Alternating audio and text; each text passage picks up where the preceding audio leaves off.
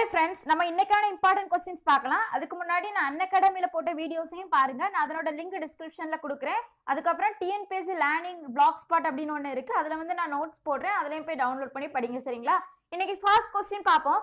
ஆன்மாவின் 5 மேலுரைகளின் வரிசை முறைகளை எழுதுக அப்படினு சொல்லி இருக்கு. 5 மேலுரைகள் அப்படினு எதெல்லாம் சொல்லுவோம்னு பாத்தீங்கன்னா அன்னமயோ கோசம், பிராணமயோ கோசம், ஆனந்தமயோ கோசம், விஞ்ஞானமயோ கோசம், மனோமய கோசம் அப்படின்னு சொல்லுவோம். இத வரிசைப்படுத்த அப்படின்னு சொல்லியிருக்காங்க. இதுல வந்து எப்படி வரிசையா வரும்னு பாத்தீங்கன்னா முதல்ல வந்து அன்னமய கோசம் வரும், ரெண்டாவது பிராணமய கோசம், மூணாவது மனோமய கோசம், நாலாவது விஞ்ஞானமய கோசம், ஐந்தாவது வர்றதுதான் ஆனந்தமய கோசம் அப்படின்னு சொல்லியிருக்கு. இனி 72வது கொஸ்டின் பாருங்க. உபநிடதங்கள் குறிப்பிடுவது எது அப்படின்னு கேட்டிருக்காங்க. அதாவது சடங்குகளிலிருந்து வேறுபட்ட எண்ணமா அப்படின்னு சொல்லியிருக்காங்க. இல்லை. அதாவது பிரபஞ்ச கோட்பாட்டை உள்ளடக்கியதா அப்படின்னு கேட்டிருக்கு. அதுவும் இல்லை.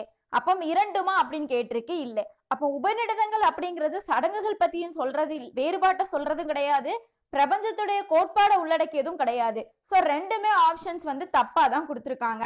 இனி 73வது கொஸ்டின் பாருங்க. பின்வரும் சூத்திரம் எந்த உபநிடத்தில் இடம்பெற்றுள்ளது அப்படின்னு கேட்டிருக்கு. சத்தியஞானம், அனந்தம், பிரமம் அப்படிங்கிற சூத்திரம் வந்து எதுல இடம்பெற்றிருக்கு அப்படின்னு கேட்டிருக்கு. பிரகதாரண்ய உபனிஷத், ஈஷா உபனிஷத், சுதா உபனிஷத், தைத்திரிய உபனிஷத் அப்படின்னு சொல்லியிருக்காங்க. சத்தியஞானம், அனந்தம், பிரம்மம் அப்படிங்கிறது வந்து எந்த உபநிடத்துல இடம்பெற்றிருக்குன்னு பாத்தீங்கன்னா தைத்தரிய உபனிஷத்துல தான் பட்டிருக்கு. அதாவது ஒவ்வொரு சூத்திரமும் ஒவ்வொரு உபனிஷத்துல வரும். ஸோ அந்த சூத்திரங்கள் என்ன அது எந்தெந்த உபனிஷத்துல வரும் அப்படிங்கிறதையும் படிச்சுக்கோங்க. 74வது கொஸ்டின் பாருங்க.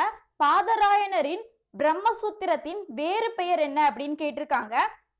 வேதாந்த சூத்திரம், சாரீரிக சூத்திரம், உத்தர மீமாம்சம், மேலே குறிப்பிட்டுள்ள எல்லாம் அப்படின்னு சொல்லியிருக்கு. அதாவது பாதராயணரின் பிரம்மசூத்திரத்துடைய வேறு பெயர் வந்து வேதாந்த சூத்திரம், சாரீர சூத்திரம், உத்தர மீமாம்சம், இந்த மூணுமே வரும். இனி 75வது கொஸ்டின் பாருங்க. பொறுத்துக அப்படின்னு சொல்லிட்டு கொடுத்திருக்காங்க. வரதராஜர், பழமுதிர்ச்சோலை, பிரகதீஸ்வரர் கோவில், தியாகராஜர் கோவில் எது எது எங்க இருக்கு அப்படின்னு கேட்டிருக்கு. வரதராஜர் கோவில் வந்து காஞ்சிபுரத்துல இருக்கு. பழமுதிர்ச்சோலை வந்து அழகர் கோவில். பிரகதீஸ்வரர் கோவில் எல்லாருக்குமே தெரியும், தஞ்சை பெரியார் கோவில், தஞ்சை பெரியவர் கோயில். அதுக்கப்புறம் தியாகராஜா கோவில் எங்க இருக்குன்னு பாத்தீங்கன்னா திருவாரூர்ல இருக்கு. வரதராஜர் வந்து காஞ்சிபுரம், பழமுதிர்ச்சோலை அழகர் கோவில், பிரகதீஸ்வரர் கோவில் தஞ்சாவூர், தியாகராஜ கோவில் திருவாரூர். இனி 76வது கொஸ்டின் பாருங்க. வேதத்தின் இறுதியாக உபநிடதங்கள் கருதப்படுவதற்கு காரணம் என்ன அப்படின்னு சொல்லியிருக்கு. அதாவது வேதத்துடைய கடைசியா உபநிடதங்களா சொல்லியிருக்காங்களா, அதுக்கு காரணம் என்ன அப்படின்னு கேட்டிருக்காங்க. வேத தேர்ந்தராட்சியின் முகடை குறிப்பதனால், பொருள் சார்ந்த வாழ்க்கையின் முகடை குறிப்பதனால், மறுபிறப்பின் முகடை குறிப்பதனால், குடும்ப வாழ்க்கையின் முகடை குறிப்பதனால். அதாவது உபநிடதங்கள் என்ன சொல்லுது அப்படின்னா வேத தேர்ந்தராட்சியருடைய முகடை குறிப்பதனாலதான் இந்த உபநிடதங்கள் வந்து வேதத்தின் இறுதியா சொல்லிருக்காங்க. 77வது கொஸ்டின். தத்துவத்தின் மூலாதாரமாக கருதப்படுவது எது அப்படின்னு கேட்டிருக்கு. வேதம், கீதை, உபநிடதம் எதுவும் இல்லை அப்படின்னு சொல்லியிருக்காங்க. தத்துவத்தின் மூலாதாரம் எதை சொல்லுவோம் அப்படின்னா உபநிடதத்தான் தத்துவத்தின் மூலாதாரம் அப்படின்னு சொல்லுவோம். 78வது கொஸ்டின் பாருங்க. வேதகால புராண இலக்கியத்தில் சில சமயங்களில் சூரியனை கடவுளின் கண்களாக கவிதை நயத்துடன் வர்ணிக்கப்படுவது யாருன்னு பாத்தீங்கன்னா இந்திரா, மிட்ரா, அக்னி, வருணா அப்படின்னு கொடுத்திருக்கு. ஆன்சர் வந்து வருணா. இனி 79வது கொஸ்டின் பாருங்க. நியாயாவின்படி கடவுளை வந்து என்ன சொல்லுவோம் அப்படின்னு கேட்டிருக்கு. கடவுள் செய்யக்கூடிய 5 தொழில்கள் தெரியும். அதுல வந்து நியாயாவின்படி கடவுள் என்னெல்லாம் பண்றாருன்னு பாத்தீங்கன்னா படைப்பவர், காப்பவர், அழிப்பவர் எதுவும் இல்லைன்னு சொல்லியிருக்கு. நியாயாவின்படி கடவுள் வந்து படைப்பவர், காப்பவர், அழிப்பவர் மூன்றுமே. சிவா, பிரம்மா, விஷ்ணு படிச்சோம்ல அதுதான். 80வது கொஸ்டின் பாருங்க.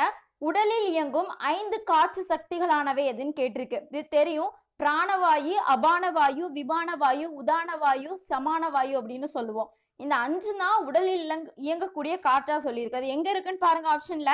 ஆப்ஷன் வந்து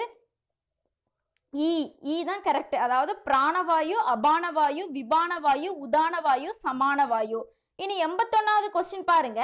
சாலோக்கியம், சாமீபியம், சாரூபம், சாயுஜ்யம். அதாவது இந்த கொஸ்டின் நம்ம ஆல்ரெடி படிச்சிருந்தோம் அப்படின்னா கண்டிப்பாவே தெரிஞ்சிருக்கும். சாலோக்கியம் அப்படிங்கிறது எதை சொல்லுன்னு பாத்தீங்கன்னா கடவுள் கூடாடி குடியிருத்தல தான் சாலோக்கியம் அப்படின்னு சொல்லுவோம். அதே மாதிரி சாமீபியம், சாமீபியம் அப்படின்னு எதை சொல்லுவோம்னு பாத்தீங்கன்னா கடவுளுக்கு அருகில் இருக்கக்கூடியது தான் சாமீபியம் அப்படின்னு சொல்லுவோம். சாரூபியம், சாரூபியம்னு எதை சொல்லுவோம் அப்படின்னா புறம் தோற்றத்தை கொண்டிருத்தல தான் சாரூபம் அப்படின்னு சொல்லுவோம். சாயுஜ்யம்னு எதை சொல்லுவோம்னு பாத்தீங்கன்னா கடவுளின் உடம்பிற்குள் புகுதல் குல குறியீடுகளை தான் நம்ம என்ன சொல்லுவோம் அப்படின்னா சாயுஜ்யம் அப்படின்னு சொல்லுவோம்.